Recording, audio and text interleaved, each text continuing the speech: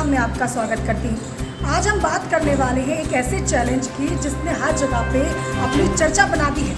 हम बात कर रहे हैं बागेश्वर धाम के पंडित धीरेन्द्र कृष्ण शास्त्री को, जहाँ पर उनके एक बार और फिर चैलेंज मिला है जो 1 करोड़ का चैलेंज है। इसी को लेकर हमारे साथ कई लोग जुड़ चुके हैं, जहाँ पर हमारे साथ शिवसेना के पप्पू तिवारी जी हैं, शास्त्री जी हैं, कथावाचक है। तो सबसे पहले हम आपसे जानना चाहेंगे, एक बार फिर चैलेंज जो मिला है 1 करोड़ का चैलेंज मिला है, उस पर आप क्या कहेंगे? सबसे पहले तो हम आपको बताएं, बागेश्वर धाम बालाजी सरकार जो है और उनके जो पीठाधीश धीरेन्द्र कृष्ण शास्त्री जी ने अनेकों चैलेंजों को अनेकों बार उन्होंने पत्थर की लकीर से लिखकर और ऐसे फेंक दिया है। ये तो कोई छोटा सा चैलेंज है। और जो प्रकाश टाटा नाम के आयुर्वेदिक आचार्य हैं, उन्होंने चैलेंज दिया है सरकार को। पूज्य बागेश्वर सरकार मैं चैलेंज करता हूँ कि वहाँ प्रकाश टाटा वहाँ जाएं और बागेश्वर सरकार एक एक बिंदु उनके ऊपर लिख देंगे, पूरा पर्चा बना देंगे। वो शक्ति उनके पास सामर्थ्य है। बागेश्वर को कहते हैं कि मैं कुछ नहीं हूँ। बागेश्वर बालाजी जो है हनुमान जी हैं, वो सब कुछ हैं। और कहते हैं कि हनुमान चालीसा में ही लिखा है कि दुर्गम काज जगत के जेते, सुगम अनुग्रह तुमरे तेते। जो दुर्गम से दुर्गम काज कर दे वह हनुमान जी हैं। तो पूज्य धीरेन्द्र कृष्ण शास्त्री जी ने हनुमान जी की सिद्धियों को पाकर, हनुमान जी की कृपा पाकर, सन्यासी बाबा की कृपा पाके और लाखों भक्तों का उद्धार कर रही हैं। ऐसा कौन महात्मा है जो अपनी दान दक्षिणा से कन्या विवाह कराता है? ऐसा कौन महात्मा है जो अपनी कथावाचक, जो कथा से दक्षिणा प्राप्त होती है, उससे गरीब कन्याओं का विवाह कराते हैं, अन्नपूर्णा चलाते हैं और लाखों भक्तों को निःशुल्क उस दरबार में लाभ प्राप्त हो रहा है? केवल और केवल श्री बागेश्वर बालाजी हनुमान जी की कृपा से, सन्यासी बाबा की कृपा से और दादा गुरु की कृपा से मैं कहता हूँ कि प्रकाश टाटा एक बार वहाँ बागेश्वर धाम जाएं, अर्जी लगाएं। निश्चित रूप से पूज्य धीरेन्द्र कृष्ण शास्त्री जी उनके पूरे सवाल एक पहले से ही पर्चा में बनाकर रख देंगे। मैं चैलेंज कहता हूँ इस पहलवान बप्पा मंदिर से। वो अंधविश्वास की बात सामने आती है कि बाबा अंधविश्वास फैला रहे हैं, इस पर आप क्या कहेंगे? आप बताइए, सनातन के लोग प्रेमी हैं। आप हनुमान चालीसा को मानती हैं? हनुमान जी को मानती हैं? दीपक जलाना मानती हैं आप? संध्या आरती मानती हैं आप? तो कैसा अंधविश्वास? जब हम हनुमान चालीसा को मानते हैं, जब हम अपने आराध्य देव राम को मानते हैं, जब हम सारे शास्त्र वेद उपनिषद पुराण को मानते हैं, तो काहे का अंधविश्वास है? जब उसमें लिखा है कि नासै रोग हरै सब पीरा, जपत निरंतर हनुमत बीरा।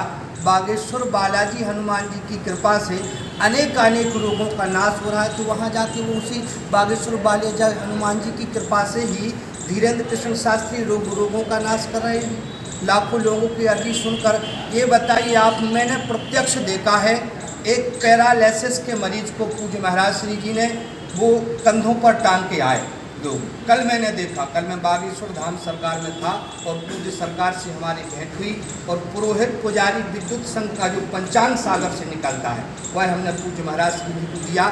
हमारे सामने कल एक पैरालिसिस का मरीज आया जो बिल्कुल चलने में असमर्थ नहीं था और पूज्य महाराज श्री जी ने बागेश्वर बालाजी की कृपा से उन्हें झाड़ा लगाया और वहाँ से यहाँ तक चलने लगा। तो ये एक अंधविश्वास कैसे हो सकता है? ये तो साक्षात बालाजी की कृपा से ही उनके पास अष्ट सिद्धियाँ नवनिधियाँ प्राप्त हुई हैं। और उनका नारा है कि एक हिंदू एक गाय, और उस भारत को हिंदू राष्ट्र बनाना है और भारत हिंदू राष्ट्र है, भारत हिंदू राष्ट्र रहेगा। ये लोग तो केवल और केवल प्रकाश टाटा जैसे लोग वाहवाही लूटने के लिए, अपनी टीआरपी बढ़ाने के लिए बागेश्वर सरकार पर ऐसे झूठे इल्जाम लगा रहे हैं। ये बिल्कुल निरर्थक हैं और असत्य हैं। बागेश्वर धाम के पीठाधीश्वर धीरेन्द्र कृष्ण शास्त्री और हनुमान जी की कृपा से सारी काम करने में समर्थ हैं। हनुमान जी महाराज की हिंदू राष्ट्र की बात सामने आती है, पहले हिंदू राष्ट्र की बात सामने आई, तो आप इसमें क्या कहें, कैसा हिंदू राष्ट्र चाहिए? स्नेहम दयाम च सौख्यम च यदि वा जानकीमपि आराधनाय लोकस्यो मुंचतो नास्ति में विथा। जैसे कि मर्यादा पुरुषोत्तम राम ने कहा कि प्रजा के अनुरंजन के सुख के लिए मुझे सीता का त्याग भी करना पड़े तो मैं उस सीता का त्याग कर दूंगा। लेकिन अपने प्रजा के अनुरंजन सुख के लिए इन राज्य पाटका में त्याग तो बहुत छोटी चीज है। मैं अपने परिजनों का त्याग कर सकता हूँ। इसी प्रकार सनातन धर्म के लिए अलख जगाने के लिए भारतवर्ष में नहीं अपितु देश विदेश में जाकर के उनने कीर्ति स्थापित की है। और ये सनातन हिंदू ही तो है जिसका नाम ही सनातन है। आज माने इस पुरातन से चला आ रहा है सनातन, जो न आदि है न अंत है। आकाशे तारकम लिंगम पाताले हाटकेश्वरम मृत्युलोके महाकालम त्रिलिंगम नमस्ते। ऐसा प्रमाण मिलता है कि तीनों लोकों में देवी देवताओं का व्यापकता है, परमात्मा की व्यापकता है। और आज जो उंगली उठा रहे हैं कहीं ना कहीं वो भी सनातनी थे। वो नहीं मालूम जब अपना परिवार कुनवा बढ़ता है तो उसमें भी वाद विवाद होने लगते हैं और वो कहते हैं कि हम अपने कुल खानदान में हम कुलटोरा कर रहे हैं। तो वो कुल में मिलाने का प्रयास कर रहे हैं कि कभी आपने पूर्व में आपके पूर्वज जो कुलटोरा करके चले गए थे उनको हम अपने ही कुल में अपना ब्रजमंडल और बड़ा कर लें। ऐसा हमारा भाव है कि निश्चित ही वो सनातन की बात कर रहे हैं तो गलत बात नहीं कर रहे हैं, वो सही बात कर रहे हैं और हम इसके पक्षधर हैं, होना चाहिए। जब दरबार की भी बात आती है तो जब दरबार बताते हैं इस तरह की बातें सामने आई है।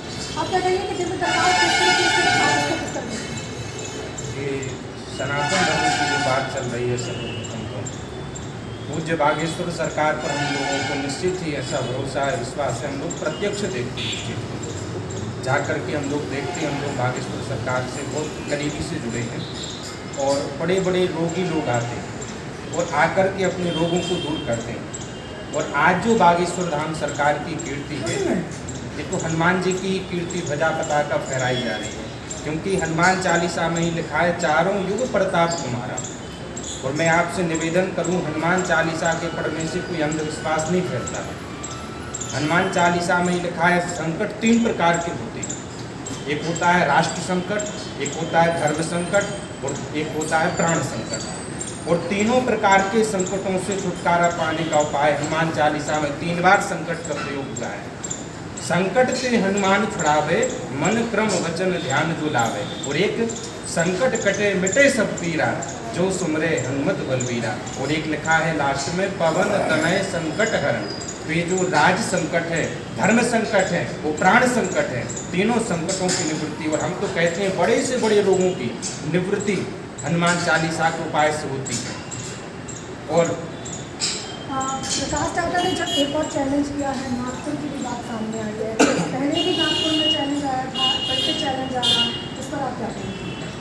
सनातन धर्म को नष्ट करने की जो योजना विदेश द्वारा बनाई जा रही है उस योजना को भारत में सनातन धर्म के अनुयायी जागृत नहीं होने देंगे। और इस तरह के सनातन धर्म के खिलाफ अनर्गल बयानबाजी करने वालों को ईंट का जवाब पत्थर से दिया जाए। सनातन धर्म में हमारी आस्था है, श्रद्धा है, विश्वास है। करोड़ों सनातनी प्रतिदिन सनातन धर्म का पालन करते हैं और सनातन के खिलाफ और सनातन संस्कृति की रक्षा कर रहे पंडित धीरेन्द्र कृष्ण शास्त्री के खिलाफ अनर्गल बयानबाजी करने वालों को शिवसेना की 2 टूक चेतावनी है कि सुधर जाओ, सन्यासी बाबा के चरणों में चले जाओ, हनुमान जी के चरणों में चले जाओ, जाकर क्षमा मांग लो धीरेन्द्र कृष्ण शास्त्री से, वरना तुम्हारा विनाश सुनिश्चित ही होगा। हमने ये भी कहा है कि वो 1 करोड़ देने के साथ अगर उन्हें ऐसा नहीं कर पाते पत्र लिखने के बाद तो 11 लाख उनको दे। इस पर आप क्या कहें? ये जो टाटा बिरला बनना चाह रहा है प्रकाश, इसकी औकात एक चपरासी की भांति नहीं। ये टाटा बिरला अपने आप को सिद्ध करना जा रहा है। ये इसकी चर्चा भी करना नहीं चाह रही, क्योंकि अगर हम इसकी चर्चा करेंगे तो हम सनातन को नुकसान पहुँचेगा। ये हो गया। एक नागपुर वाले भी हुए थे, नागपुर वालों ने भी बड़ा चैलेंज दिया था मानव जी ने कि हम ऐसा कर देंगे, वैसा कर देंगे। ये मानव है, ये प्रकाश है और इस तरह के कई कई प्रजातियाँ, सनातन विरोधी प्रजातियाँ हमारे धीरेन्द्र कृष्ण जी का, सनातन धर्म का संस्कृति इतिहास गवाह है। जहाँ राम ने जन्म लिया वहाँ रावण ने जन्म लिया, जहाँ कृष्ण ने जन्म लिया वहाँ कंस ने जन्म लिया। और इस तरह के राक्षस प्रवृत्ति के लोग सनातन के खिलाफ अगर बयानबाजी करते हैं तो सनातन का कुछ बिगड़ने वाला नहीं है। ये नेस्तनाबूद हो जाएंगे, ये गड्ढे में गिर जाएंगे, लेकिन इस सनातन का बाजू बाका नहीं कर सकते। ये खुली चुनौती, खुली चेतावनी शिवसेना संगठन आज उस प्रकाश को देता है जो अकबर की औलाद है और जो मानव है नागपुर वाला, वो औरंगजेब की औलाद, जो औरंगजेब और अकबर की औलाद वाले लोग भी सनातन धर्म का विरोध करते हैं। इनको भारत में कहीं जगह नहीं मिलना चाहिए। इनको खदेड़ कर, इनको जो सा धर्म प्रिय लगता है विदेश में वहाँ जी चले जाएं। अगर ये नहीं जाते हैं, ये अपने बयानबाजी पर कायम रहते हैं, ये क्षमा याचना नहीं करते हैं, तो शिवसैनिक इनको पकड़कर भारत से पाकिस्तान की बॉर्डर सीमा तक पहुँचाएं। चलो बागेश्वर सरकार की जय। बागेश्वर धाम के साथ साथ और भी बाबाओं के लिए भी सवाल आता है, किस तरीके की चैलेंज मतलब ऐसा है, सनातन धर्म का कार्य करने वाले के खिलाफ में कोई एक आदमी यदि उसके विरोध में बोलता है तो हीरो बनने का प्रयास करता है। जैसे कोई एक फिल्म बनती है, बहुत अच्छी फिल्म होती है, जैसे शोले या कोई प्रेम चोपड़ा या रंजीत की फिल्म देखी होगी, एक शत्रुघ्न सिन्हा भी आती थी, तो ये खौफ पैदा कर देती, तो इनकी बड़ी वाहवाही होती थी। जैसे आज ये धर्म है, धीरेन्द्र जी जो कार्य कर रहे हैं सनातन धर्म के पक्ष में, तो ये क्षणिक छुटभैया जो होती है विरोध करके हीरो बनने का प्रयास करते हैं। आज जैसे ये पहलवान बप्पा सिद्धधाम में आप खड़े हुए हैं, शहर के सनातन धर्मियों के सहयोग से आज यहाँ 18 मंदिर, धर्मशाला, हजारों वृक्ष कैसे अपने आप तो लगते नहीं। सनातन धर्म जब जुड़ते हैं तो अपने आप हनुमान जी की कृपा होती है और आपके सामने ये क्षेत्र दिख रहा है। तो यहाँ भी एक ना एक कोई शत्रुघ्न सिन्हा या रंजीत या प्रेम चोपड़ा ये सब पैदा हो जाता है जिसको हीरो बनने की आदत है कि मैं शहर के अंदर हीरो बन जाऊँ। ऐसे धीरेन्द्राचार्य के खिलाफ में जो छुटभैया है, जो टाटा जी है, नागपुर वाले जो भी है, देश में अपने आप को हीरो बनाने का एक प्रयास कर रहे हैं। ये गलत है। सनातन धर्म के खिलाफ में ये नहीं करना चाहिए। कोई यदि शिकायत शिकवा है तो धीरेन्द्राचार्य जी के यहाँ जाए, बालाजी सरकार के पास अपनी अर्जी लगाए, राम सीधा लोग जाप करें, राम का जाप करें और अपना जो उनको प्रॉब्लम्स हैं, दिक्कतें हैं, वहाँ अर्जी लगा के अपनी समस्या का हल करें। मैं सब इतना कहना चाहूँगा। वैसे इस तरीके के सवाल पहले भी चैलेंज आने के बाद फिर से एक चैलेंज आना कहीं ना कहीं सवाल खड़ा करता है। अब देखना होगा कि इस चैलेंज को कौन स्वीकार करता है, क्या पंडित बागेश्वर महाराज इसे स्वीकार करते हैं क्या नहीं। हमारे प्रोग्राम में आज इतना ही, मैं विदा लेती हूँ।